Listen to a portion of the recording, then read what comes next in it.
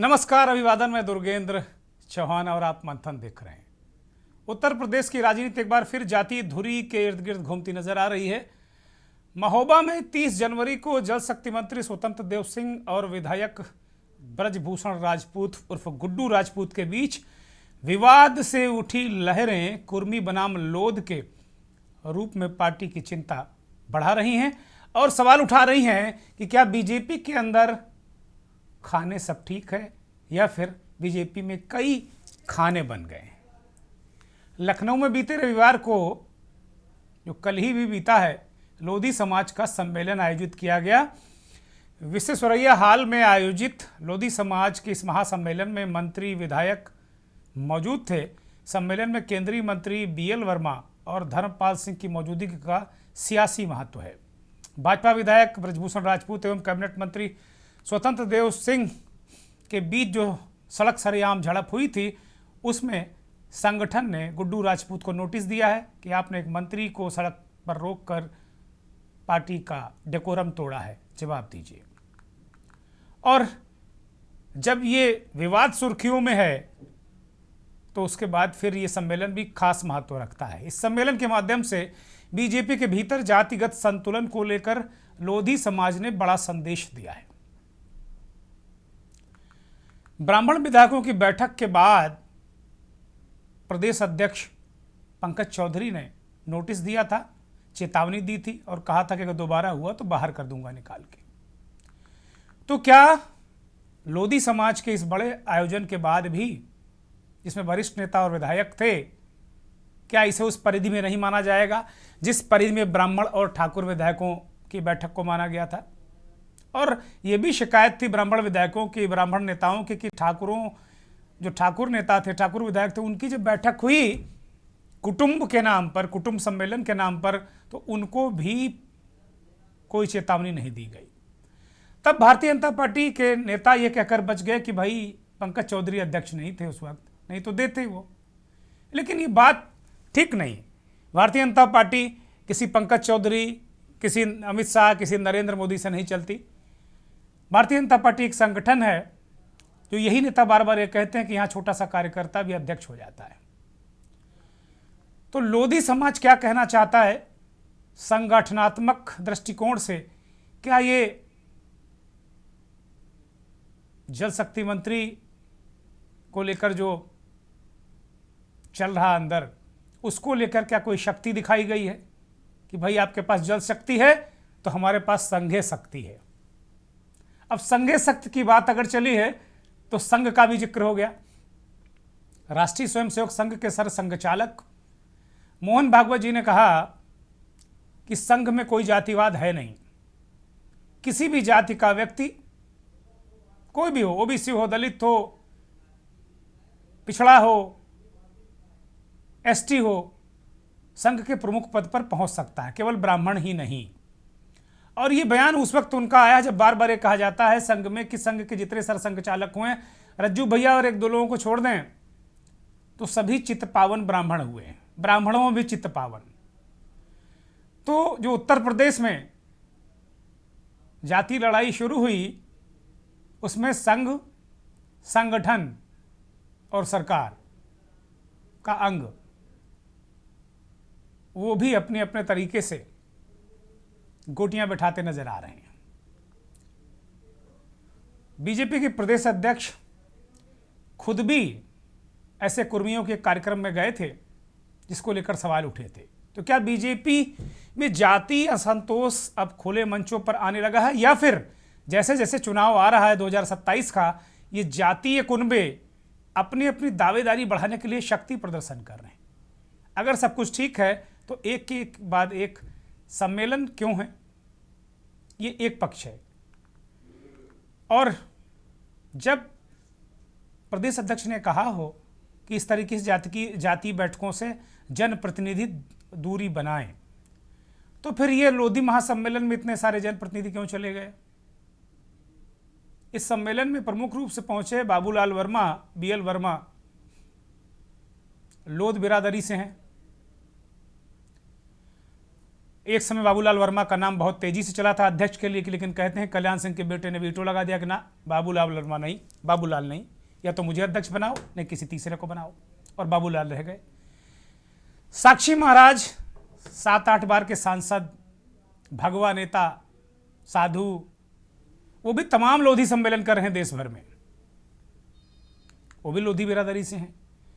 तो क्या इन सब को लेकर एक अलग तरीके से सोशल इंजीनियरिंग चल रही है, या फिर अंदर ही अंदर ये जातियां अपने प्रतिनिधित्व के लिए तिकड़म लगा रही हैं, नुमाइंदगी बढ़ाने के लिए दबाव बना रही हैं? तो आज मंथन जाति संघ, संगठन और सियासत पर होगा।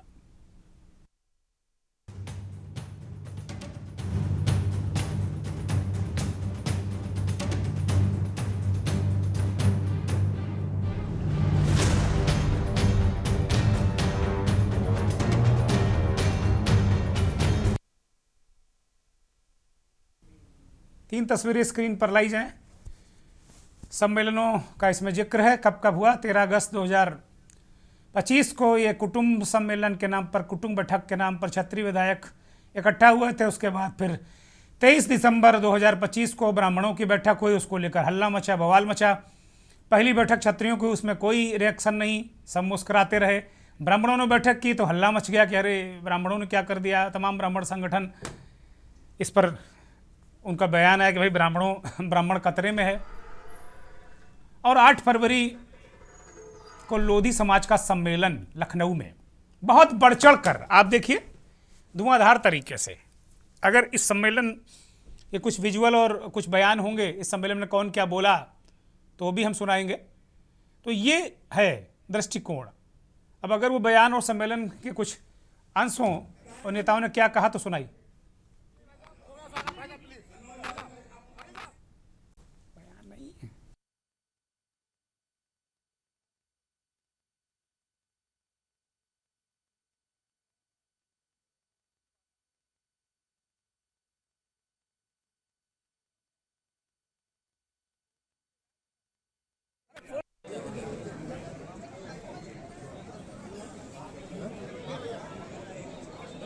ये आ रहा है पंकज सिंह जी को, बाकी हट जाओ, आप सब लोग हट जाओ प्लीज।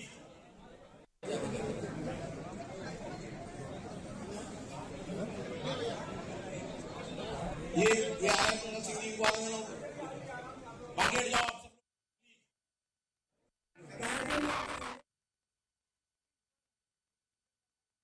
सब। वर्मा, उत्तम सिंह लोधी, धर्मपाल जो कैबिनेट मिनिस्टर हैं उत्तर प्रदेश में, और बाबूलाल वर्मा केंद्र में राज्य मंत्री हैं। धर्मपाल भी, जो इनका भी नाम एक वक्त चला था, बरेली से आते हैं, आंवला से आते हैं, एक बार इनका नाम चला था कि ये भी प्रदेश अध्यक्ष हो रहे हैं। बड़े पुराने नेता हैं, संगठन को बहुत अच्छी तरीके से जानते हैं।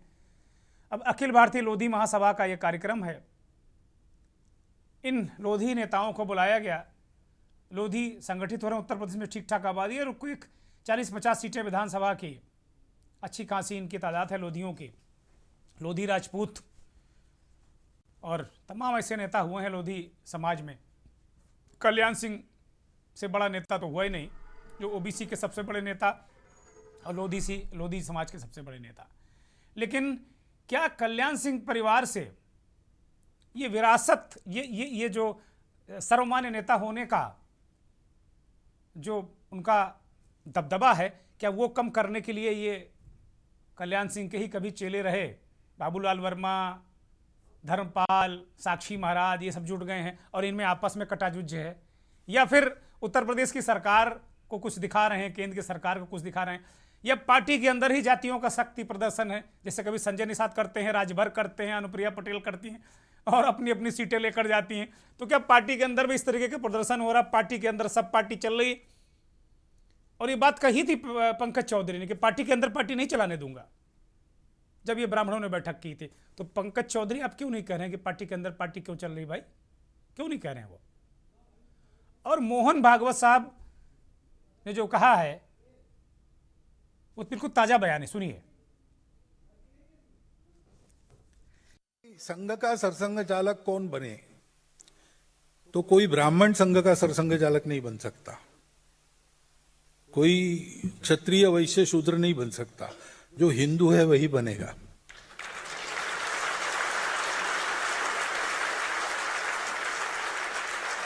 सरसंघ चालक वो SC ST है तो भी बन सकता है और कुछ है तो भी बन सकता है। ये देख के हमारे यहाँ कार्यकर्ता नियुक्त नहीं होते, क्योंकि हमारे यहाँ इतना प्रोपोर्शनल ऐसा नहीं है। जो काम करेगा वो होगा। पहले पहले संघ छोटा था, एक ही बस्ती में संघ का काम शुरू हुआ। उस बस्ती वो ब्राह्मण बस्ती थी, तो पहले पहले संघ के पदाधिकारी ऊपर से नीचे से सब ब्राह्मण रहते थे। तब लोग कहते कि ब्राह्मणों का संघ है, हम कहते थे नहीं है नहीं है, वो लोग कहते ही थे, क्योंकि लोग यही देखते हैं अपनी कितने हैं। लेकिन अब संघ का काम बढ़ गया। हम तो जात पात में नहीं बढ़ाते, हम भौगोलिक क्षेत्र में बढ़ाते हैं। 10-10 हजार की बस्ती होती है शहरों में, हर बस्ती में काम होना चाहिए। 10-10, 12-12 गांवों का ग्रुप होता है, मंडल कहते हैं, हर मंडल में काम होना चाहिए। तो जैसे जियोग्राफिकली बढ़ते हैं तो सभी बस्तियां संपर्क में आती है, सभी जाति के लोग। तो आज आप देखेंगे तो अखिल भारतीय स्तर पर भी किसी एक जाति के लोग नहीं है, सब प्रकार के हैं, ऑल क्लासेस लगभग। ये सवाल कोई नहीं उठाता कि संघ के पदाधिकारी दूसरी जातियों के नहीं। सवाल हर मौके पर यह उठाया जाता है कि संघ का प्रमुख सरसंघ चालक ये ज्यादा ब्राह्मणी क्यों होते हैं। ये सवाल उठते हैं। रज्जू भैया और एक दो को छोड़ के सारे ब्राह्मण और ब्राह्मणों में चित्त पावन ब्राह्मण ऐसा कहा जाता है। मुझे पता नहीं क्या होते हैं चित्त पावन ब्राह्मण, लेकिन ये भी कहा जाता है। अब जो भाजपा की रीढ़ है, जो फीडर है, जो मातृ संगठन है, वो संघ है। और संघ के सरसंघ चालक जी ये कह रहे हैं, उनको सफाई क्यों देनी पड़ी। लगातार ये कहा जा रहा है कि संघ में ब्राह्मणों का वर्चस्व है, ब्राह्मण ही उसका चीफ बनता है RSS का। वो कह रहे ना, ब्राह्मण, ठाकुर, क्षत्रिय, वैश्य, दलित, पीड़ित, शोषित देखकर हम नहीं बनाते, हम हिंदू देखकर बनाते हैं। दरअसल यही इंजीनियरिंग चल रही पूरे देश में, और इसी इंजीनियरिंग पर भाजपा सत्ता में है कि जातियों में अगर टूटेगा समाज तो बीजेपी को नुकसान, संघ की अवधारणा खंडित, और जातियों में नहीं टूटेगा, हिंदू हो जाएगा तो सारी जातियां हिंदू हैं। फिर कोई चित्पावन ब्राह्मण हो चाहे कनौजिया ब्राह्मण हो, फिर रखिए ब्राह्मणों के हाथ में सत्ता, कोई दिक्कत नहीं। तो ये दिक्कत है। लेकिन वो कह रहे हैं कि हम भौगोलिक आधार पे, जैसे 10 बस्तियां मिला के एक मंडल बनाते हैं संगठन के, संघ के स्तर पर, और उसमें बहुत सारे समाज के लोग होते होंगे। मैं कहाँ कहता हूँ, कोई नहीं कहता कि उसमें अगर बस्तियों में कोई खाली छांट के ब्राह्मणों को थोड़ी संघ बनाता। सवाल है कि जो शीर्ष पद है उस पर सारे ब्राह्मण क्यों ज्यादातर, इस पर सवाल उठता है। क्योंकि सब कुछ तो शीर्ष, कमान तो शीर्ष से रहती, लेकिन उनको ये कहना पड़ रहा है। वो कहते हैं बार बार इस बात को कहा जाता है कि ब्राह्मण ही क्यों। वो कहते हैं ब्राह्मणों की बस्ती से शुरू हुआ इसलिए ब्राह्मण है। शुरू में ये कहा गया कि भाई ब्राह्मण ही पदाधिकारी थे, लेकिन अब ऐसा नहीं है। तो संघ को भी जाति पर सफाई देनी पड़ी। तो संघ, संगठन, सरकार और जाति, आज इसी पर चर्चा। और चर्चा हमें क्यों सूझ गई, ऐसे ही यूं नहीं सूझ गई कि हम मुंह उठा के चर्चा करने चले आए। लोधी समाज का एक महासम्मेलन हुआ है कल लखनऊ में, राजधानी में, और सम्मेलन की सीरीज चल रही। तो आज क्या सवाल नहीं उठा रहे हैं हम कि क्या राजभर, अनुप्रिया पटेल और जो अन्य लोग हैं संजय निषाद की तरह, पार्टी के अंदर भी क्या जातियों का शक्ति प्रदर्शन शुरू हो गया है। यही आज हम सवाल पूछेंगे। हमारे साथ भारतीय जनता पार्टी के वरिष्ठ नेता प्रवक्ता अनुपम सिंह जुड़े हैं, professor SD Bharti Samajwadi Party के वरिष्ठ नेता प्रवक्ता, धर्मवीर भास्कर उपाध्यक्ष हैं कांग्रेस कमेटी SC विभाग के, बहुत स्वागत। कालीचरण स्नेही जाने माने दलित चिंतक, प्रोफेसर कालीचरण स्नेही उन्हें लिखा जाए। डॉक्टर रामविलास भारती सामाजिक चिंतक हैं, महेंद्र सिंह वरिष्ठ पत्रकार हैं, और रजा रिजवी साहब भी बहुत वरिष्ठ पत्रकार हैं, उत्तर प्रदेश से जुड़े हैं। रजा रिजवी साहब से ही मैं इस चर्चा की शुरुआत कर रहा हूँ। रजा साहब, क्या जिस तरीके से चुनाव आता है, आप देखते हैं अनुप्रिया पटेल, ओम प्रकाश राजभर, इस तरह के लोग, संजय निषाद जैसे लोग जातियों के नाम पर शक्ति प्रदर्शन करते हैं, बीजेपी पर दबाव बनाते हैं कि भाई मुझे 11 सीटें, मुझे 10 सीटें, मुझे 12 सीटें। तो क्या पार्टी के अंदर भी कि ठाकुरों का प्रदर्शन अलग, झंडा उठा के कुटुंब बैठक कर डाली, पंडित जी लोगों ने बैठक की तो कहा गया अरे रे राम राम, आपने तो अपराध कर दिया, निकाल दूंगा, ये कर दूंगा, वो कर दूंगा। अध्यक्ष जी ने कहा भाई और कुर्मियों की बैठक में खुद अध्यक्ष जी अपना कुर्मी लोगों से अपना साल और दुपट्टा और उतरी पहनते रहे, तब कोई दिक्कत नहीं हो गई। और अब लोधी राजपूत, खास तौर पर ये कार्यक्रम भी इतना इसलिए महत्वपूर्ण हो जाता है, हमारा मंथन आज जो विषय है हमारा, और उत्तर प्रदेश की राजनीति में भी महत्वपूर्ण हो जाता है, क्योंकि गुड्डू राजपूत जिन्होंने स्वतंत्र देव का रास्ता रोका और उन्होंने अगले दिन ये भी कहा हम मुख्यमंत्री का भी रास्ता रोक सकते हैं, तो क्या राजनीतिक रूप से पार्टी के अंदर जातियों का शक्ति प्रदर्शन शुरू है? रजा रिजवी। उत्तर प्रदेश की राजनीति में जाति हमेशा केंद्र बिंदु रही है, जिससे अक्सर जो है ये किंग मेकर राज माना जाता है। और यूपी की जो सियासत है वो कास्ट इक्वेशन के इर्द गिर्द घूमती है, तो इससे कोई अलग नहीं हो सकता। जहां भी चुनाव का समय आता है जातियां लामबंद होना शुरू हो जाती हैं।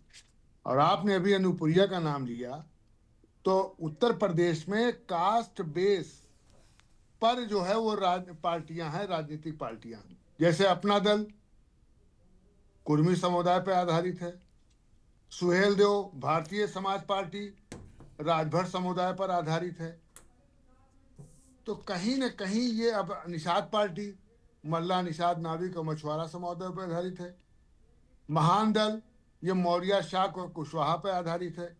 तो कहीं न कहीं उत्तर प्रदेश में, जबकि इनकी संख्या बहुत कम है, शिया पूरे देश में 7% है, लेकिन शिया आज तक पार्टी अपनी नहीं बना पाए। कुर्मी खाली 5% है, लोधी 3% है, ज्यादा प्रतिशत नहीं है, लेकिन वो अपनी पार्टी बनाए हुए हैं। आप देखिए कि ये पार्टियां जो खड़ी हुई हैं, ये जो अपनी राजनीतिक पार्टियां अपने जात बिरादरी पे खड़ी होकर के, और वो कहीं ना कहीं जो बड़ी पार्टियां हैं उनके साथ बार्गेनिंग करके मंत्रिमंडल हासिल करना, अपने परिवार को आगे बढ़ाना, अपने पति को आगे बढ़ाना, अपने को केंद्रीय मंत्री बन जाना, अपना उत्तर प्रदेश में कैबिनेट मिनिस्टर बन जाना, बेटे को जो है एमपी राज्यसभा बनाने के लिए झगड़ा कर लेना, तो कहीं न कहीं ये इर्द गिर्द पार्टियां घूमती हैं इन राजनीतिक उसमें। ठीक है, तो उत्तर प्रदेश का अगर ये कुटुंब परिवार अगर 13 अगस्त को हो गया और 23 दिसंबर को शाहभोज हो गया, अरे भाई शाहभोजे तो नाम दिया था, तो शाहभोज में कल क्या हुआ रजा भाई? कल क्या हुआ? कल भी तो कुछ हुआ है विश्वेश्वरैया हाल में, लोधी समाज के लोग इकट्ठा हुए, कहा लोधी महासम्मेलन, कहा लोधी महासम्मेलन। हाँ, तो इस पर भी नोटिस जारी होनी चाहिए, इस पर भी कहा जाना चाहिए, इसीलिए तो हमने चर्चा शुरू की ना आज। हाँ, तो उस पर भी कहा जाना चाहिए कि भाई कहाँ है अध्यक्ष जी?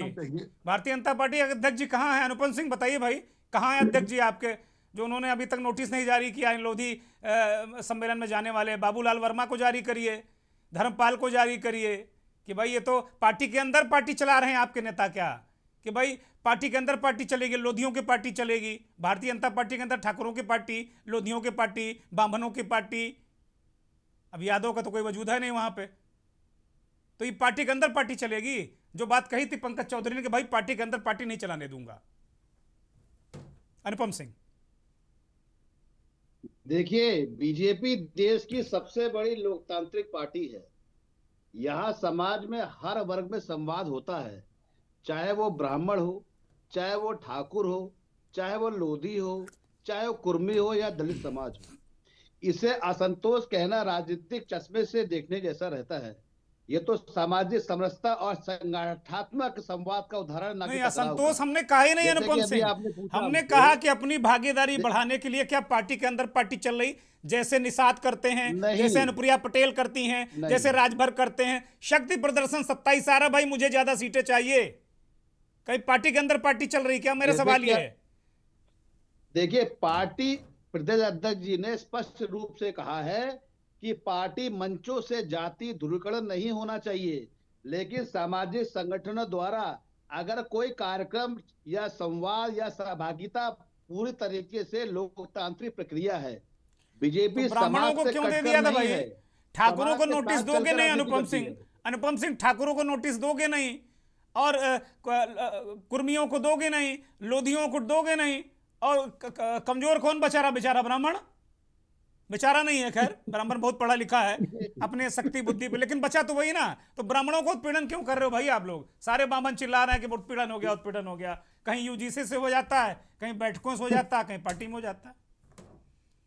देखिए, ये बिल्कुल नहीं है। बीजेपी जो है अनुशासन संगठन के सिद्धांतों पर चलता है, ना कि जाति से। अरे यहाँ नेता हम आज नहीं, थ्योरी पढ़ने नहीं नीति बैठे हैं सरपरी अनुपम सिंह, होती है। आज हम और प्रैक्टिकल यही बातें वजह पूछ है रहे हैं। बीजेपी सभी वर्गों की जो अनुपम है सिंह, हम एक थ्योरी पहले नहीं पढ़ने पसंद आए बनी आज, हुई है।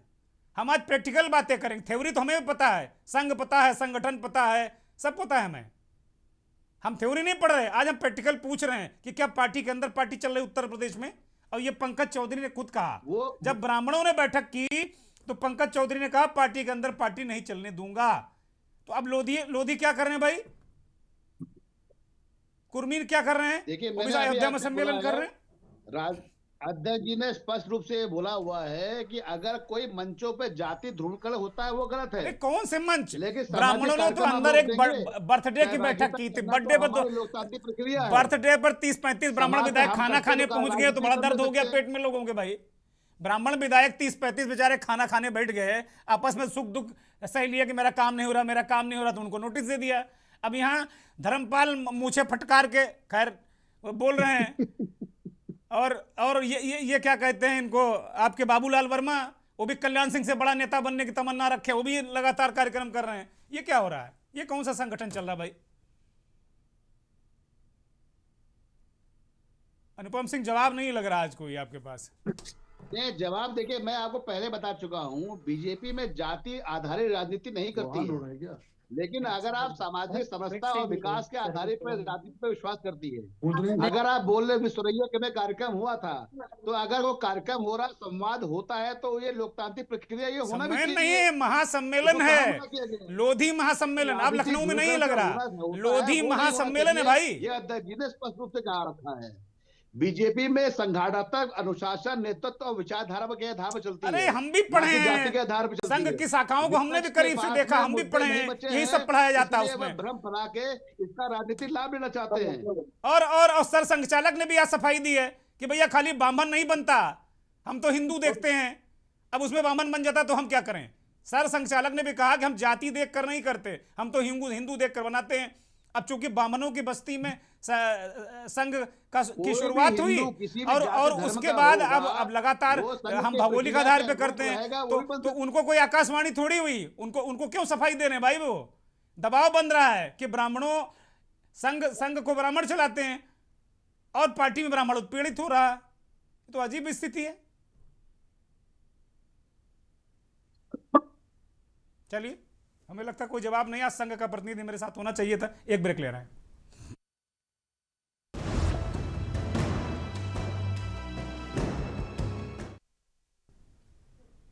ब्रेक से आ गए हैं। काफ़ी देर से भारतीय जनता पार्टी के नेता से हम सवाल पूछ रहे थे।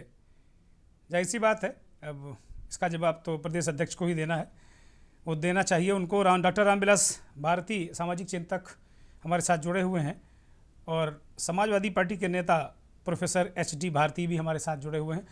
प्रोफेसर भारती, आपकी पार्टी तो विशुद्ध जात की ही राजनीति करती है, तो क्या इस पूरे जो उसको किस तरीके से देख रहे हैं? पार्टी के अंदर, भारतीय जनता पार्टी के अंदर जातियां और सशक्त हो रही हैं, क्योंकि आप लोगों ने जाति के नाम पर वोट लिया और हिंदुत्व का खांचा तोड़ा 24 में, तो आप भी पीडीए का रट लगा के सत्ता में पहुंचना चाहते हैं। भारती जी। जी धन्यवाद योगेश जी। देखिए, 16 सितंबर 2025 को एक इलाहाबाद हाई कोर्ट का जजमेंट आया। उसमें ये था कि जाति आधार पर किसी तरह का जो रिप्रेजेंटेशन होता है, जैसे बैठकें तो नहीं उसमें शामिल थी, लेकिन जाति के नाम पर वो सम्मेलन करना, प्लेट लगाना, गाड़ियों पर डेजिग्नेशन लिखना, इसको रोकने के लिए कोर्ट का एक आदेश था जी। बहरहाल उसको आधार बना के योगी सरकार ने उत्तर प्रदेश के जब सभी जिला अधिकारियों और पुलिस कमिश्नर या SSP को निर्देश दिया कि किसी भी तरह के जातीय संगठनों की बैठक नहीं होनी चाहिए। ठीक है, इसका सबसे पहले जो गाज गिरा वो हमारे समाजवादी पार्टी के जो कार्यक्रम चल रहे थे उस पर गिरा जो है। मैं आपको उसका एक उदाहरण बता दूं जी। कि संविधान दिवस के उपलक्ष्य में 6 दिसंबर को एक डेट चुना गया, लखनऊ में जो इंदिरा गांधी प्रतिष्ठान है उसमें कार्यक्रम कराना था समाजवादी पार्टी बाबा साहब अंबेडकर वाहिनी की तरफ से। उसको बुक भी कराया गया था, काफी बड़ा है, महंगा है, और 4-5 हजार डेलीगेट्स के लिए खाने पीने की व्यवस्था की गई थी, बड़ा कार्यक्रम था। लेकिन एक दिन पहले योगी सरकार ने, या पुलिस कमिश्नर जिसको भी कहिए, सरकार या उनके जो मुलाजिम हैं सब वही हैं, तो उन लोगों ने निरस्त कर दिया। ऐसे पश्चिम उत्तर प्रदेश में नहीं, क्या कारण बताया प्रोफेसर भारती, क्या कारण बताया, क्या कारण बताया? कोई कारण नहीं बताया, कोई कारण नहीं बताया। उनके जानने में भारतीय जनता पार्टी अपना इंटरप्रिटेशन अपने हिसाब से करती है। उनके जानने में यह था कि ये जातीय सम्मेलन का ध्रुवीकरण, यानी बाबा साहब डॉक्टर अंबेडकर के नाम को तो भुनाती भारतीय जनता पार्टी भी है, लेकिन न उनको फॉलो करती है, न ही उनके सिद्धांतों पर चलने का, क्योंकि वो तो सावरकर और गोलवरकर को मानती है, उनके सिद्धांतों पर चलती है। तो वो इसी तरह से पश्चिम उत्तर प्रदेश में गुर्जर समाज की बैठक हुई मैरिज हॉल में, उसको पुलिस ने बंद कराया जाकर के, जबकि मैरिज हाउस में हो रहा था। हमारे कहने का मतलब ये है कि आप जो कह रहे हैं, दो चीजें सामने आई हैं, एक ब्राह्मण विधायकों की बैठक, दूसरा ठाकुर विधायकों की बैठक, तीसरा जो कल घटना हुई है। लेकिन हम आपको एक चीज और बताना चाहेंगे कि जब उत्तर प्रदेश में बीजेपी के नए प्रदेश अध्यक्ष बने चौधरी साहब, तो उनके समाज के लोग दिल्ली में उनसे मिलने गए थे और गोपनीय बैठक हुई थी। अरे गोपनीय उपनीय नहीं हुई भाई, उनके बंगले में जाकर साल उड़ाया। अब इसमें प्रतिबंध लगा दोगे, जीना हराम कर दोगे क्या प्रदेश अध्यक्ष का? अगर समाजवादी पार्टी, अरे कोई हमारे घर आए और हम नए नए अध्यक्ष बने, हम ठाकुर बिरादरी के हों या हम किसी या ब्राह्मण बिरादरी के हों, कुर्मी हो, यादव हो, उनको उड़ाने भी नहीं दोगे आप लोग? ये कोई बात नहीं हुई भाई। नहीं, ये तो भाजपा ने ही शुरू किया है ना। ये तो देखिए भारतीय हाँ, जनता कल पार्टी वाला जो के सम्मेलन हुआ है वो बाकायदे डंके की चोट पे, ये लोधी महासम्मेलन हुआ है, उसमें बाकायदे बोर्ड जो कल लगा हुआ है, है, ठीक है, सैकड़ों हजारों लोग जो थे उसमें। हाँ बिल्कुल ठीक है। ये तो दिखाता है ना कि हम जो कर रहे हैं वो हम करेंगे, तुम्हारे अंदर औकात हो तुम रोक लो। ये सीधी सी बात है, ये चुनौती है, तो मैं भैया बता आपकी दूं। भी सरकार में और इसमें आप भी ये करते थे, ऐसा थोड़ी कि यही कर रहे हैं, ये कुछ थोड़ा ज्यादा कर रहे नहीं होंगे। भाई, करते थे, लेकिन इस तरह से नहीं करते थे कि जब आपने मनाही किया। ब्राह्मण विधायकों की जब बैठक हुई तो तकलीफ हुआ भारतीय जनता पार्टी को। भाई जब आप उनकी बातों को नहीं सुनोगे, एक वर्ग विशेष के प्रति आप जो है दूरी बना के और रखेंगे, आप आप चारे जो की है थैली लेके घूम रहे हो, चारा डाल रहे हो सबको, तुम भी आ जाओ, तुम भी आ जाओ, तुम भी आ जाओ, आप ये कर रहे हो। नहीं, तो देखिए भाजपा भाजपा तो जात की ब्राह्मणों राजनीति को करती दर्द है। भले ना हो, लेकिन आपको दर्द होने लगता, करे ब्राह्मणों को बड़ा उत्पीड़न हो रहा है। दलित पिछड़ों का भी भाजपा हाँ, वोट लेती है। अब पूरे उसके बाद जो है उनका खाल खिंचवाती है। भारतीय जनता पार्टी ब्राह्मण और ठाकुरों के वोट पर बनी है, लेकिन इसके साथ साथ पिछड़े वर्ग का एक मेजॉरिटी मिला है, तभी भारतीय जनता पार्टी आज सत्ता में है। लेकिन जो भागीदारी के सवाल पे भारतीय जनता पार्टी कभी भी उचित भागीदारी देने के पक्ष में नहीं है, जिसका ये अंतर्कलह अब सामने आ रहा है। ठीक बात अभी है, आप ठीक बात, धीरे धीरे देखिए, चुनाव नजदीक आएगा तो और भी आते जाएगा, ठीक बात इसको है। आप नकार नहीं सकते हैं। लेकिन इतना जरूर है, मैं अपनी बात कंक्लूड करूंगा कि ये नमामि गंगे या हर घर जल नल जल योजना के तहत जितना व्यापक भ्रष्टाचार हुआ है, अभी हम उसके लिए अलग से डिबेट होगा तो बात करेंगे। लेकिन कहीं ना कहीं ये दिक्कतें हैं, जिस वजह से ये 30 जनवरी को महोबा में घटना घटी। अब भारतीय जनता पार्टी के नेता जो अनुशासन अनुशासन की बात करते हैं, दुनिया की सबसे बड़ी पार्टी होने का दावा करते हैं, तो जाके वाशिंगटन से चुनाव लड़े।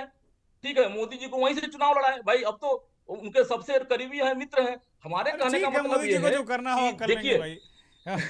देखिए उनको मैं करने ये कह दीजिए। रहा हूं कि जो कुछ भी हो रहा है भारतीय जनता पार्टी के अंतर्कलह का नतीजा ठीक है, है। साढ़े ठीक है। 4 साल की सरकार में कुछ ही लोगों का वर्चस्व था, तो आज पिछड़ी जातियां और ब्राह्मण इनसे जो है नाखुश हैं, और ये ठीक है, आंतरिक तो आप विद्रोह आप हो आप रहा भुना है, भाई लीजिए आगे ना, और भी आप लोग तो बढ़ेगा। लगे हुए हैं, आप भुना लीजिए। धर्मवीर भास्कर के पास आते, कांग्रेस के नेता है धर्मवीर भास्कर। ये बीजेपी के लोग कहते हैं कि वो जाति राजनीति नहीं करते, ये जाति राजनीति आप और समाजवादी पार्टी करते हैं। आज़ादी के बाद आप लोगों ने हिंदुओं को जातियों में तोड़ दिया अपने उसके लिए, और उनका भी भला नहीं किया आप लोगों ने। सर बीजेपी की पॉलिसी अलग है। आप सत्ता में कौन है, सवाल किससे पूछा जाएगा? बीजेपी से पूछा जाएगा। हम तो पूछा सत्ता है में हमने भी नहीं सवाल है, तो उनसे, विपक्ष तो बीजेपी सवाल पूछा है हमने, पहले हाफ में बीजेपी से ही पूछा सवाल, उन्हीं को घेरते रहे हम। नहीं नहीं, आप देखिए ना कहीं जो पीड़ित हैं अपना, अगर बहुसंख्या में आकर अगर नहीं, अगर अपना सहबूज भी वो कर रहे हैं, तो कहीं ना कहीं उन्हें पीड़ित है, परेशान है वो लोग, तभी तो कर रहे हैं। ये सिर्फ भारतीय जनता पार्टी सिर्फ समझ सकते हैं कि स्वर्ण समाज की पार्टी है। अगर दलित, शोषित, वंचित अगर अपने हक और अधिकार की लड़ाई लड़ना चाहता है तो उसकी आवाज नहीं सुनी जाती। आपके सामने प्रदर्शन पूरा है, सारा का सारा यही हाल है, बुरा हाल है। यूपी के आप देख सकते हैं, दिल्ली देख सकते हैं, मैं दिल्ली से हूँ, यहाँ पे बस से बदतर स्थिति है। आपकी पार्टी क्या कर रही है? आपकी पार्टी में राहुल गांधी भी तो जातियों के कुनबों से मिलते हैं, कहीं एसटी लोगों से मिलते हैं, कहीं एससी लोगों से मिलते हैं, वो भी तो जाति पॉलिटिक्स कर रहे हैं, वो संविधान की किताब लेके जाति राजनीति कर रहे हैं राहुल गांधी। भी होंगे। राहुल गांधी किसी बाबा विशेष साहब ने ये समुदाय कहा से था नहीं कि मिल जाति राजनीति रहे। करो, हर समुदाय से बाबा साहब जाकर ने मिलने कहा का था कि काम जाति कर रहे राजनीति हैं। करो। राहुल गांधी भी पॉलिटिकल अपना एजेंडा सेट करके संविधान पकड़ के जातियों को उकसा रहे हैं बैठ मिलने का काम कर रहे हैं। वो किसी विशेष समाज से नहीं मिलते, वो किसानों की आवाज उठाते हैं, अरे क्या वो बात कर दलितों की रहे आवाज हैं? उठाते हैं, अभी कल वो ही स्वर्ण की आवाज भी एसटी उठाते हैं। राहुल और प्रियंका गांधी कल ही एसटी समाज के लोगों से मिले, बाकायदे कांग्रेस के एक्स हैंडल पर मैं देख वही तो लीजिए। कहना चाहता हूँ ना, मैं वही कहना चाह रहा हूँ, राहुल गांधी किसी विशेष समुदाय से नहीं मिल रहे हैं। SC ST OBC general community के लिए भी वो खड़े हुए हैं, हक और अधिकार। किसान क्या एक विशेष समुदाय से थे जो राहुल गांधी जी उनकी आवाज उठा रहे थे? या अभी जो भी हो रहा है, हालात जो बद से बदतर है कि राहुल गांधी जो संविधान की बातें कर रहे हैं, संविधान किसके लिए? हर समुदाय के लिए, हर विशेष समाज के लिए, किसी व्यक्ति विशेष समाज के लिए। हक और अधिकार की लड़ाई जहां होगी वहां राहुल गांधी जी नजर आएंगे। ठीक है, ठीक है, ठीक है। इसमें कोई दो राय नहीं है। अगर किसी के लिए खड़े हैं तो सिर्फ राहुल गांधी जी खड़े, कांग्रेस पार्टी खड़ी हुई है। अरे नहीं भाई, अखिलेश यादव भी पीडीए काम कर रहे हैं, आप लोग अपने साथी को भूल जाते हैं। उत्तर प्रदेश में चुनाव उन्हीं के साथ में लड़ना, ये ध्यान रखिएगा। नहीं नहीं, हाँ। जब गठबंधन का काम है तो सभी समूह में प्रोफेसर काम करेंगे ना। जबकि प्रोफेसर विचारधारा साहब की लड़ाई है। प्रोफेसर आप भारती बहुत अगर अखिलेश यादव जी प्रोफेसर को भारती कांग्रेस के बहुत साथ देखते आंखें तरेर के हैं देख तो रहे भारतीय हैं। जनता पार्टी के साथ भी अनेकों संगठन काम कर रहे हैं। एक भारतीय जनता पार्टी एक विशेष समूह नहीं है, उनके साथ कितनी अनेकों पार्टियां जुड़ी हुई है। वो कहते हैं एक अकेला कहाँ से हो गए ये लोग? भारतीय जनता अरे पार्टी लीडर तो अकेला होता ही भाई, उनका लीडर पार्टी इतना को काबिल है, ठीक है। एक उनका लीडर अगर ताकतवर है तो एक अकेला कहेगा, और क्या है। अगर ना एक अकेला कहां से कहेंगे जब उनके साथ 30-40 क्षेत्रीय पार्टी जुड़ी हुई है, केंद्र से लेकर राज्य तो से। सभी यूपी ने के अंदर आप मोदी देख को लीजिए नेता कितने माना है ना। कितने संगठन जुड़े हैं उनके बोलिए साथ, अनुपम कितनी सिंह कुछ पार्टियां कहना उनके चाह रहे साथ, हैं, वो फिर मैं अकेला जाऊंगा। पार्टी। 3 हमारे मेहमान इंतजार कर रहे हैं, समय बर्बाद नहीं करेंगे। अनुपम सिंह कुछ कहना जी। चाह रहे हैं, बोलिए जल्दी से, एक छोटा सा रिएक्शन। अनुपम सिंह। सर, कांग्रेस ने दशकों तक जाति तुष्टीकरण परिवार की राजनीति की है, किसी को ये दुनिया को पता है। जबकि बीजेपी विकास, सुशासन और राष्ट्र निर्माण की बात करती है। कांग्रेस की पहचान जो है परिवारवाद से ऊपर उठी कभी नहीं आज तक। 70 ठीक है, साल का हिसाब थे।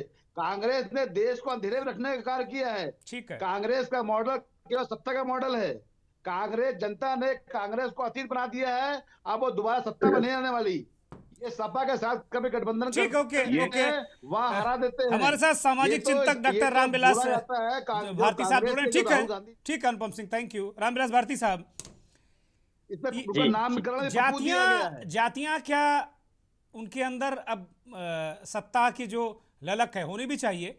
क्या बीजेपी के लिए समस्या के रूप में आप देख रहे हैं कि जिन जातियों का उन्होंने वोट लिया, वो कहते तो ऊपर से तो कहते हैं कि हम जाति राजनीति नहीं करते, लेकिन करते हैं सबसे ज्यादा, कम नहीं करते वो किसी से।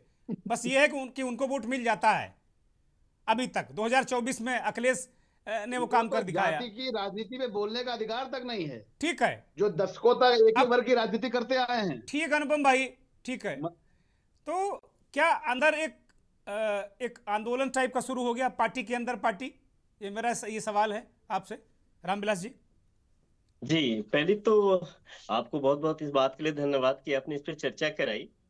और उस समय जब कराया, जब इस देश में पार्टियां जो है अपने अपने ढंग से राजनीति कर रही हैं, सबने डॉक्टर अम्बेडकर को अपना आइकॉन बनाया और इस बात को लेकर के उसके आसपास अपनी राजनीति करने की कोशिश की, लेकिन किसी ने भी डॉक्टर अम्बेडकर के कास्टलेस और क्लासलेस की किसी ने बात नहीं की, वो कोई भी पार्टी हो। और मुझे लगता है कि इस देश में सबने जातियों के नाम पे यूज खूब किया है। और बल्कि मुझे लगता है ज्यादातर लोगों को मालूम है कि अम्बेडकर का मतलब जाति की राजनीति। ज्यादातर लोग मानते हैं कि भाई अम्बेडकर की फोटो लगा लो, SC ST वर्ग के लोग आ जाएंगे, जबकि उनको पता नहीं कि अम्बेडकर ने ओबीसी के लिए कितना काम किया है। अम्बेडकर दुनिया के बहुत बड़े अर्थशास्त्री भी थे, उनके ये पहलू छिपाए गए हैं।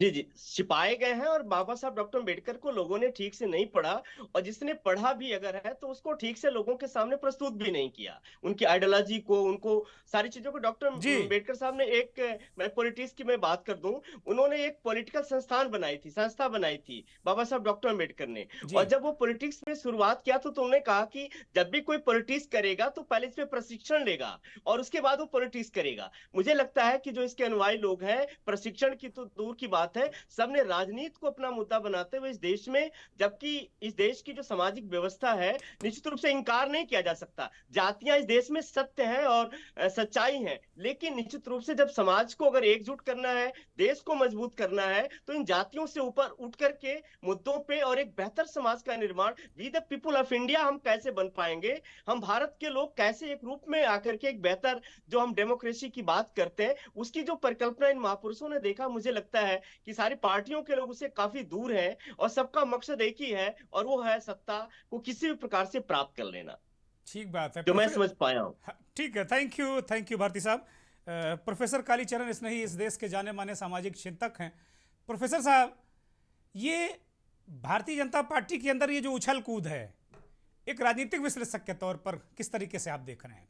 आप प्रोफेसर भी इस विषय को, जी समाज चौहान को साहब, देखते रहे हैं। बहुत बहुत धन्यवाद कि आपने एक अच्छा पैनल आज बुलाया है, जी और सामयिक चर्चा आप करते रहे हैं और बहुत मौजूद चर्चा करते हैं, और निर्भीकता से और निष्पक्षता से प्रस्तुत करते हैं अपने प्रस्तुतिकरण को।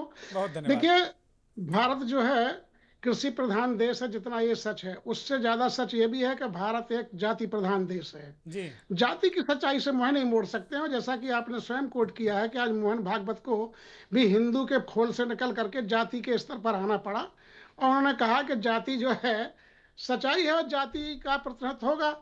तो अब देखिए, जाति का जब आप उपयोग करेंगे, तो वहां जब जातियों का आप सदुपयोग करेंगे, उपयोग करेंगे सत्ता के लिए, उसका आप अपने तरह से मनमाना प्रयोग करेंगे, तो स्वाभाविक है कि वो जातियां जब देखेंगी कि हमें मिला क्या, हम छले तो नहीं गए, तो जब समय होता है तो वो देखती हैं, तो स्वाभाविक रूप में लग रहा है। देखिए, तब तमाम जातियों को, खासकर कृषक जातियों को आपने जोड़ रखा, जो अपने आप में शक्तिशाली भी हैं, खासकर उत्तर प्रदेश में या उत्तर भारत में, जैसे हम गुर्जर समाज है, जाट जी समाज जी है, कुर्मी समाज है, हमारा लोधी समाज है, हाँ, ये जो जितने भी समाज हैं, यादव समाज, ये सब जो समाज हैं, ये कृषि प्रधान देश में कृषक जातियां हैं और जी अच्छी मजबूत स्थिति में हैं। जी तो स्वाभाविक तौर में जो मजबूत स्थिति में है, वो जाकर के अपनी मजबूती का ध्यान रखेंगी।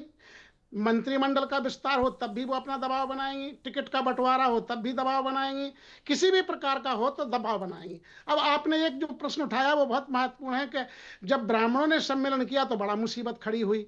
मतलब ये भी भाजपा को पता है कि ब्राह्मणों का सम्मेलन करने का मतलब है कि सम्मेलन है और उथल पुथल हो सकती है। अब लोधी भाई, कुर्मी भाई, ये सब करते रहे, इनसे कुछ होना जाना नहीं है, ये भी उन्हें पता है। और यही कारण है कि ना नोटिस दिया जाएगा ना कुछ दिया जाएगा, वो समझते हैं कि हम सब कर लेंगे, ठीक कर लेंगे, इनको नोटिस की आवश्यकता नहीं है, इनको आराम से फोन पर ही डपट के ठीक कर लिया जाएगा, ये उन्हें पता है। लेकिन ये बस सही बात है कि लोध समाज, जैसे उमा भारती जी, कल्याण सिंह जी, ये बड़े बड़े कद्दावर नेता रहे हैं जिन्होंने बहुत बड़ा काम किया इस देश के लिए। वो विवाद रहा, वो बात अलग बात रही, लेकिन रहे तो अब ये देखना है कि स्वाभाविक रूप में जो आपने कहा, स्वतंत्र देव जो माननीय मंत्री जी हैं, उनको लेकर के, और राजपूत जी जो हैं लोध समाज के, उनको लेकर के जो बाधा में हुआ है, तो उससे पार्टी को अंदरूनी तो परेशानी पैदा हुई है। हाँ, और अब इस गुड्डू राजपूत को परेशानी नोटिस को दे दिया, उन्होंने एक पार्टी बहुत ने अच्छा किया, राजपूत को नोटिस दे दिया कि मनोवैज्ञानिक ढंग बताओ से, भाई तुमने क्या किया है ये सब। मनोवैज्ञानिक उन्होंने अपना एक संगठन खड़ा करके उसमें बुला लिया। अब जातियों को आप जब करोगे और जाति सच्चाई है, तो एक तो वकील साहब बिल्कुल ठीक कह रहे थे कि इन्होंने सबसे बड़ी गलती की ये है कि जाति सम्मेलन नहीं कर सकते। अरे भाई, जब जाति सच्चाई है तो सम्मेलन क्यों नहीं कर सकते? या तो जातियों को नष्ट कर दो, जो बाबा साहब का मिशन था, जातियों का विनाश क्यों नहीं करते? जातियों का विनाश करिए। जब विनाश नहीं करते हो और उसका उपयोग करते हो, तो जाति को जिंदा रखते हो, तो जाति के जो जी नेता हैं वो अपने आप को जिंदा रखने का और स्वाभिमान पूर्वक जीने का हक करेंगे। एक बहुत अच्छी बात कही अभी हमारे राजा साहब ने कि हम 7% है सिया यहाँ, लेकिन कोई वजूद नहीं है। तो ये एक समझना पड़ेगा कि 3% वालों को तो ये क्या है कि जितना आप प्रदर्शन करेंगे, जितना आप शक्ति प्रदर्शन करेंगे, जातियों को संगठित करेंगे, तो स्वाभाविक आपको लाभ मिलेगा। और सबसे बड़ा जाति का समूह का उपयोग करने वाले पहले कांग्रेस है, इसमें कोई दो बात नहीं जी। है। और इस समय भाजपा कर रही है, और स्वाभाविक रूप में सभी पार्टियां, देखिए अकेली जाति के नाम पर कोई पार्टी इस देश में सत्ता स्थापित नहीं कर सकती। हाँ, ये सही बात है कि ब्राह्मणों और ठाकुरों की पार्टी या बनियों की पार्टी भले ही भाजपा को कहा जाए, लेकिन उन्हें पता है कि हम 15% लोग इस देश पर शासन नहीं कर सकते, इसलिए उन्हें बार बार वहीं जाना पड़ता है। लेकिन चूंकि उनका मूल ट्रैक वही है, तो उस पर वो उसको छोड़ नहीं सकते हैं। तो ये एक महत्वपूर्ण बात है। तो ये समाज के संगठन होते रहेंगे। मैं तो कहता हूं कि योगी जी को उस आदेश को वापस लेना चाहिए, या है तो देखिए बाबा साहब के परिनिर्वाण दिवस पर क्यों नहीं होने दिया गया? क्या इसलिए कि सपा का था?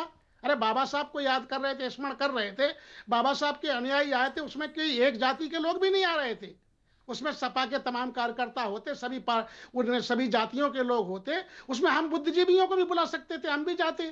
तो ठीक कहने बात का है। मतलब है कि जब आपको लगता है कि जैसे उन्हें डर है कि बाबा साहब के नाम पर संगठित होंगे तो खतरा है, ब्राह्मणों के नाम पर संगठित तो खतरा है, उन्हें पता है अच्छी तरह से, लेकिन इनके नाम पे होंगे तो ठीक है, देखते हैं क्या करते हैं। तो मुझे लगता है कि अभी इनको नोटिस नहीं दिया जाएगा, और चुनाव नजदीक है, अब उनको अंदरूनी जो काम करना है वो करते रहेंगे, मरम्मत। नहीं, गुड्डू लेकिन राजपूत को जाति एक नोटिस दिया सच्चाई गया। है। जी स्वतंत्र देव सिंह कुर्मी हैं, उनसे जब गुड्डू जी। राजपूत भिड़े कि भैया हमारा ये पाइप ठीक कराओ, हमारे सैकड़ों गांवों में दिक्कत है, तो संगठन ने उनको नोटिस दे दिया कि भैया तुमने ये सार्वजनिक रूप से अनुशासनहीनता की है। और गुड्डू राजपूत जी ने कहा अगर जनता की बात उठाना अनुशासनहीनता है तो मैं ये बगावत करूंगा, देखिए, करूंगा, बिल्कुल ठीक कह रहे हैं। करूंगा, हाँ, और देखिए मुख्यमंत्री का असल भी में जो रास्ता रोक आपने लूंगा, एक ये बात कहा कही उन्होंने।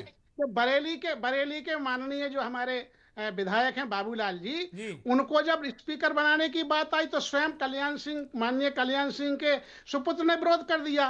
तो जातियों में कौन आगे बढ़ेगा, ये जाति के लोग तय करते हैं। अच्छा, दूसरा यह है कि जातियां जब एक साथ जुड़ती हैं किसी सत्ता के साथ, किसी दल के साथ, तो वो देखती हैं कि हम बेनिफिट में हैं। ऐसा तो नहीं कुर्मी ज्यादा लाभ ले गए, ऐसा तो नहीं कि लोधी ज्यादा लाभ ले गए, ऐसा तो नहीं कि राजभर ज्यादा लाभ ले गए। तो ये भी शक्ति संतुलन है, कुर्मियों का और लोधियों का आपस में संघर्ष चल रहा है। यादव तो उस लड़ाई में शामिल है नहीं।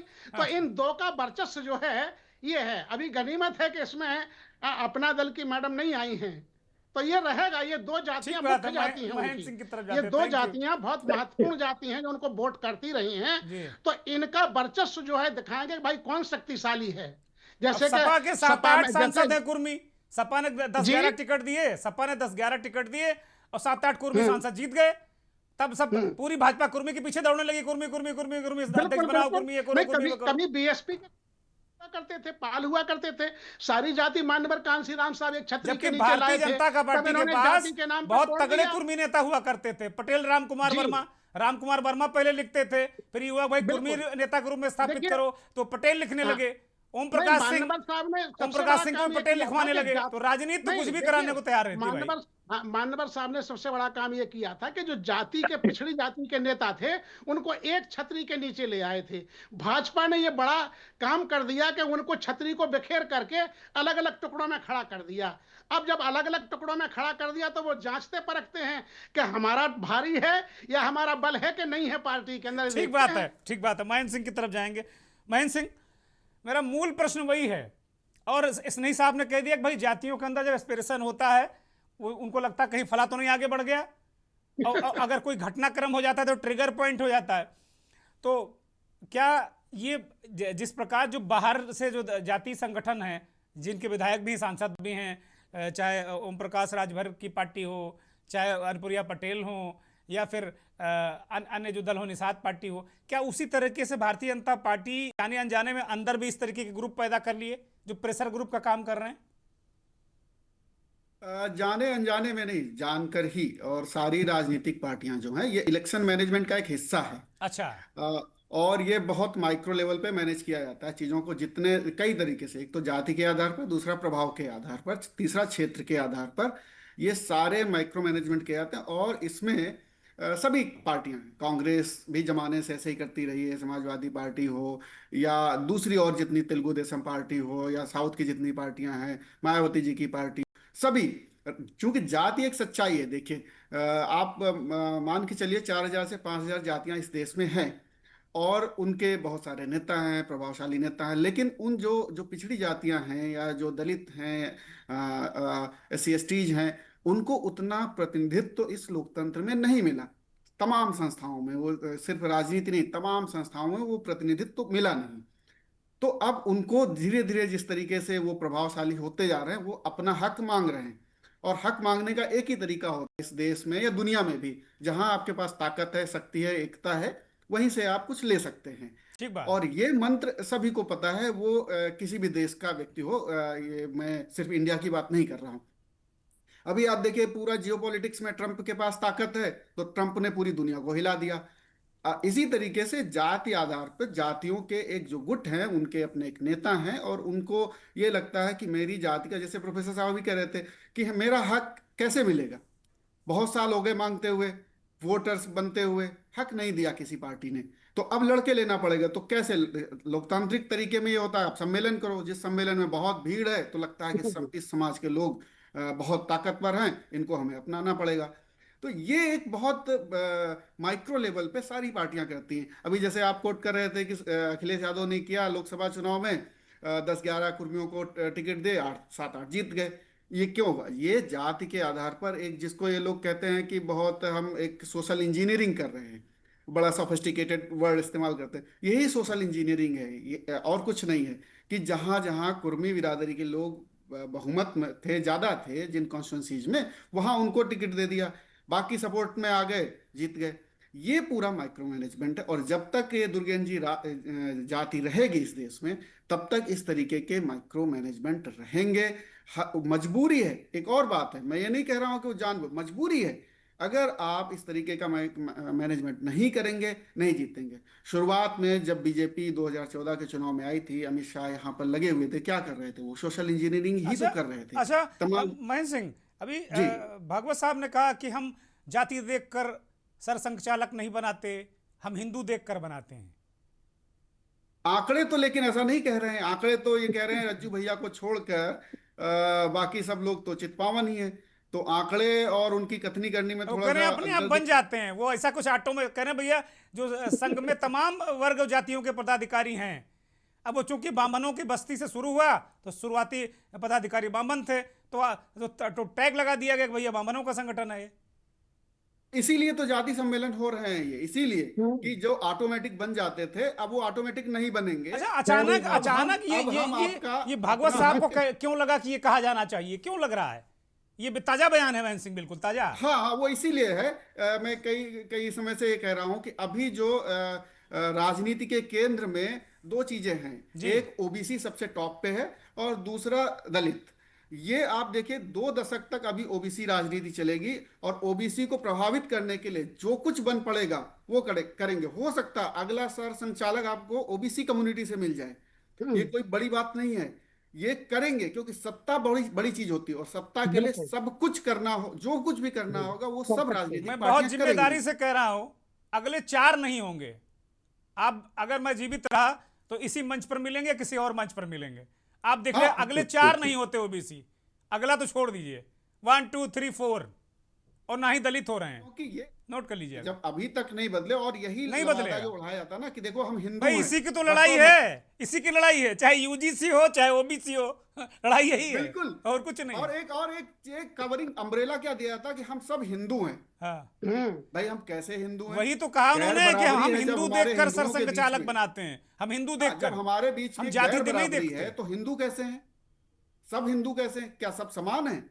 सवाल यह है, एक कोई धर्म है, उसमें अलग अलग लोग कैसे हो सकते हैं जिनके अंदर छुआछूत हो, जिनकी जाति ऊपर नीचे हो? ये कोई धर्म नहीं सिखाता, ना ये हिंदू धर्म भी नहीं सिखाता।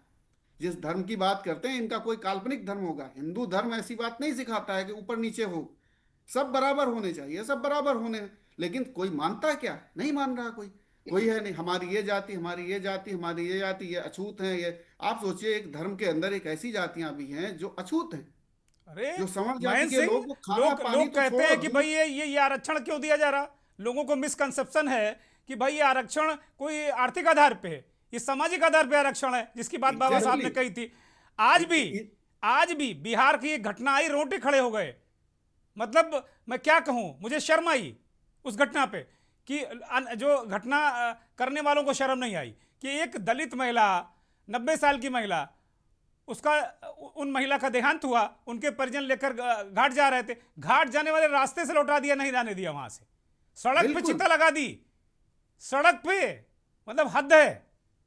यही यही सच्चाई और हद है। कड़वी सच्चाई ये है, सामाजिक हकीकत यही है। आप, मैं एक उदाहरण देता हूं, आप कोई भी यहाँ पे, मैं कह रहा हूं कि वो सिविल सर्वेंट क्यों ना हो, वो दलित जाति से हो और अपने मूल गांव चला जाए, वो उसको उसी जाति के आधार पे ना संबोधित किया जाए तो बताइएगा, वो अपनी बस्ती में उसको सम्मान मिलेगा, दूसरी बस्ती में वो ऐसा सम्मान मिलेगा ही नहीं।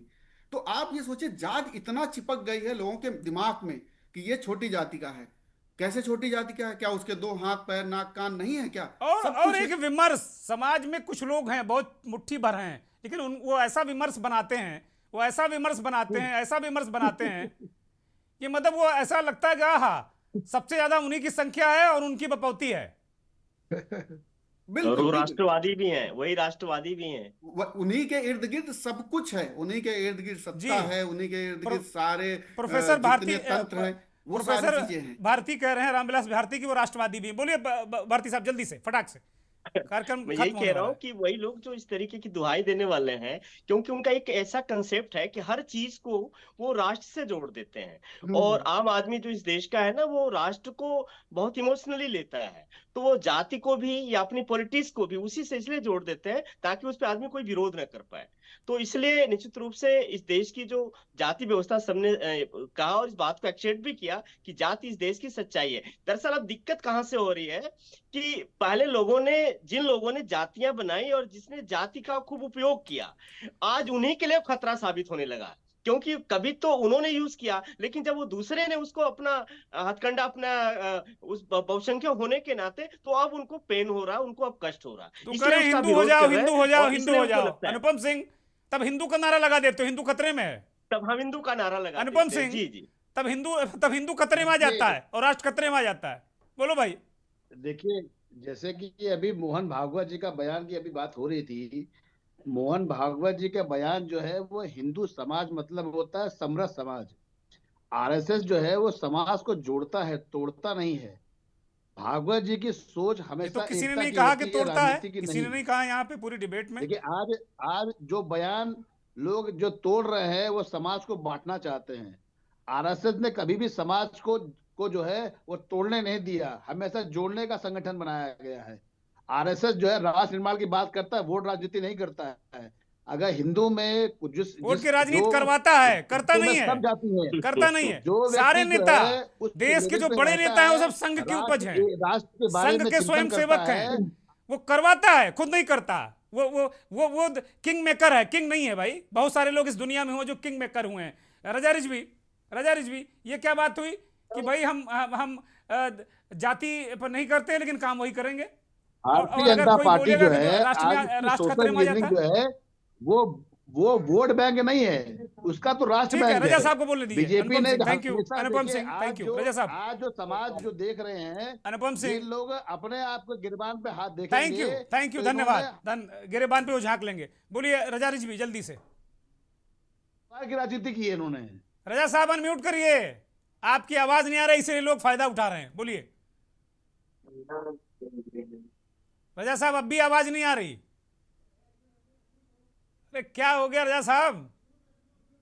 अनम्यूट करिए, अनम्यूट।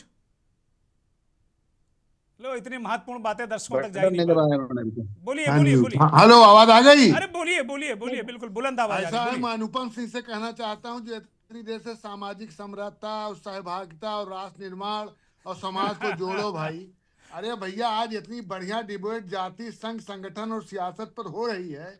7% जो शिया है, मुख्तार अब्बास नकवी को हटा दिया, यहाँ चलिए वो जो है मोहसिन को हटा नहीं दिया। मांग, पूरे रजा देश साहब ने के अंदर बड़ी अच्छी बात कही। कहीं बोलिए। शिया जो है किसी की पोस्ट पर नहीं है, चाहे संगठन में हो, चाहे मंत्रिमंडल में हो, चाहे एमएलसी में हो, चाहे एमएलए में, कहीं नहीं है। अब भाजपा का आप झंडा उठाए सामाजिक घूमते हैं समरसता सिया, बता रहे हैं, भाजपा का झंडा उठाए घूम रहे सिया इस सबका देश के। साथ, सबका विकास बता रहे हैं। मैं तो ये फायदा उठाना चाहता हूँ शिया होने के नाते। अनुपम जी, जरा कहिए कि एक बिरादरी 7% है, और वो झंडा उठा रही, रजा साहब, वो भाजपा का झंडा उठाकर चल रही है वो बिरादरी। कहा जाता है शिया जो है भारतीय जनता पार्टी को वोट देती है। आप पसमंदा आपको वोट देते ही नहीं है, और आपको ना वोट देगा पता नहीं कहाँ से और पसमानदा तो सारे मुसलमान हैं, जो आपका पसमानदा तो मूल सारे वोटर है मुसलमान हैं। सिया, थैंक यू, उसको आप किनारे करते चले जा रहे हैं। थैंक यू, धन्यवाद। एक अंतिम टिप्पणी स्नेही साहब, छोटी सी, कालीचरण स्नेही। वर्तमान में राज्य मंत्री है ठीक है, वो भाई साहब हमारे भारतीय जनता पार्टी के, ये मोहसिन रजा जी, सैयद जाफर इस्लाम अरे भाई, मोहसिन रजा हमारे नहीं जो है, है आरिफ मोहसिन बेग रजा भाई, क्रिकेट ये क्रिकेट सारे अकेडमी लोगों चला ने रहे हैं, बीजेपी का बेरोजगारी किया काट है रहे हैं वो, 23 साल तक। क्रिकेट तमाम अकेडमी मैं चलाने की लगे। बात कर रहा हूं। ध्यान देने मोहसिन वाली रजा बात ये क्रिकेट है अकेडमी कि चला रहे हैं, मुस्लिम बेरोजगारी काट रहे हैं, विधायकों आजकल संख्या कम लड़कों नहीं को है। क्रिकेट सिखा रहे हैं, अपने मूल काम में आ गए। बहुत बहुत धन्यवाद, बहुत बहुत धन्यवाद सभी का, बहुत बहुत धन्यवाद। इस कार्यक्रम में हिस्सा लेने के लिए बहुत बहुत धन्यवाद। संघ, संगठन और सियासत, इस पर हम चर्चा कर रहे थे, बड़ी दिलचस्प चर्चा रही। जाति जा नहीं सकती राजनीति से, लेकिन एक बात बड़ी महत्वपूर्ण आई कि बाबा साहब की बातें लोग करते हैं, ऐसा लगता है कि बाबा साहब के असली अनुयायी यही हैं, जो भी लोग ऐसा करते हैं। लेकिन बाबा साहब ने कहा कि जो कास्टलेस सोसाइटी होनी चाहिए, क्लासलेस सोसाइटी होनी चाहिए, इस पर क्यों नहीं विचार करते? नमस्कार।